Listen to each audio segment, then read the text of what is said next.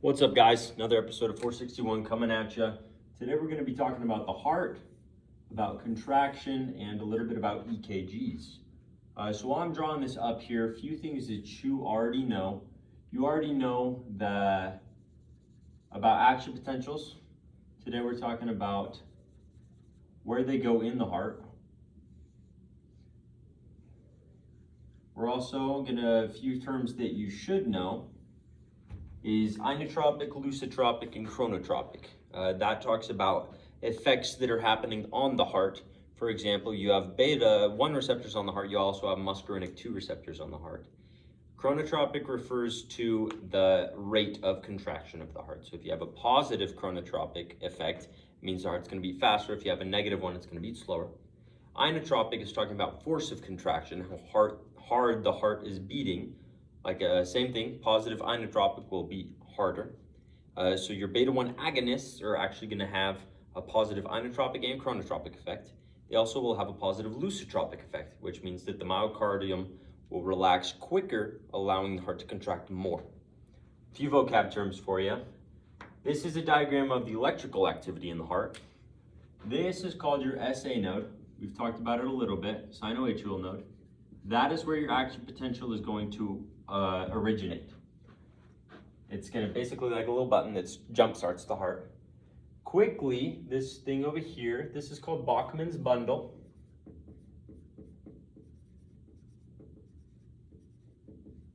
And it's causing the action potential to spread from the right to the left atrium, just so that everything, the left and the right, contract at the same time. Okay, so I'm going to show you how it happens over here. From the SA node, it's going to travel through these internodal pathways down to the AV node. In the AV node is going to take just a little bit longer to depolarize so that the ventricles contract after the atrium. Then it is going to send the signal to this little thing right in the middle called the bundle of His, or the AV bundle. Now we're in the interatrial septum, interventricular septum. From the bundle of His, you're going to come down. So you're going to have your left and your right bundle branches. You might have heard of a bundle branch block. That's when you can't propagate a signal through here. Bundle branches. Those are going to make their way down, and then from there go into what are called Purkinje fibers. Purkinje fibers actually travel up the walls of the ventricles, and that allows the heart to contract from the bottom up. So you start at the SA node, hurry and go into Bachmann's bundle, hit the AV node, goes into the bundle of His, into the left and right bundle branches, then the Purkinje fibers up both sides of the heart. That is action, kind of where action potentials go as far as anatomy wise. Now we're going to be talking about EKGs. So you've probably seen an EKG before. It looks something like this.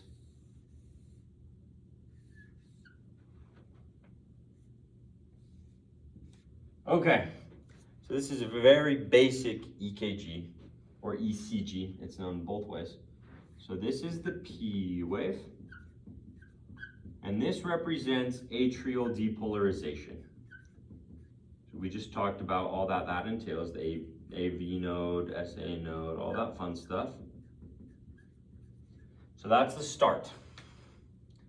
I guess before I do all this, I should probably explain something called vectors. You have your heart. On an EKG, you have what are called leads. If you've ever gotten an EKG before, you know they put leads on your chest, they put leads on your arms. There's 12 leads. We're mainly just going to be talking about lead number 2 today. But they're going to put a positive lead and a negative lead. Now for an EKG is not measuring heart rate, it's not measuring contraction. What it's measuring is electrical currents. So let's say this is a heart cell. Normally, you're negative on the inside and positive on the outside. However, when you depolarize, those switch. You become negative on the outside and momentarily positive on the inside. However, all the cells that haven't depolarized yet are still negative on the inside, positive on the outside. So that creates a charge difference. That charge difference is going to create what's called the vector, which increases in both direction and magnitude. Oh yeah! Basically, this vector is going to have a negative tail because it's during depolarization. And so now we talk about where the vector is going to go. And where the vector goes and the charge on the tail is going to indicate what happens over here.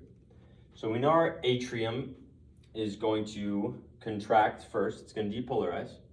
So we have a vector that looks kind of like that. It has a negative tail going towards a positive sensor. Anytime you have opposite charges tail the sensor, it's going to cause a deflection up. If you have the same charge going to the same sensor, it's going to cause a deflection down, okay? So your atria is going to depolarize, sending a vector that way, causing the P wave to go up. This thing right here, this is your Q wave, this is your R wave, this is your S wave, but we bundle it all together and call it the QRS complex because that is your ventricular depolarization. Okay, so it goes like that, and then remember we said it goes up, and different parts of the ventricle contract at different times, which is why you have your Q, your R, and your S. So that's why they also go in different directions. Some are deflected, some are going down, etc. This last part is called your T wave. Your T wave represents ventricular repolarization, going back to normal. Now, you may say, well, what about the atria? Why aren't they repolarizing? They are actually repolarizing, but while the ventricles are depolarizing, and because there's so much ventricular depolarization, the atrial repolarization doesn't really show up on here. So, this is what a normal EKG looks like. However, we can have some problems.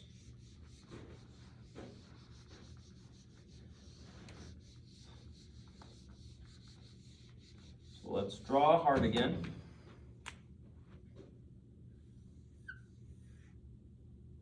Actually, we're just gonna draw the left ventricle. Let's just make it a little easier to kind of zoom in. Okay, so this is the left ventricle. We're gonna draw a little cell right here.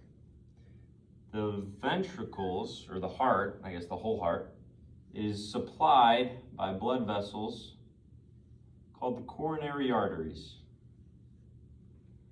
The coronary arteries, obviously, when they fill, they then deliver blood to the heart. They're only going to fill during diastole, not during systole. Systole is when the heart contracts, diastole is when the heart's relaxing.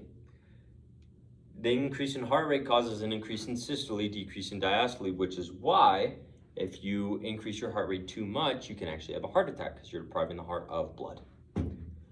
What happens, let's say we get a clot. So we get a clot right here.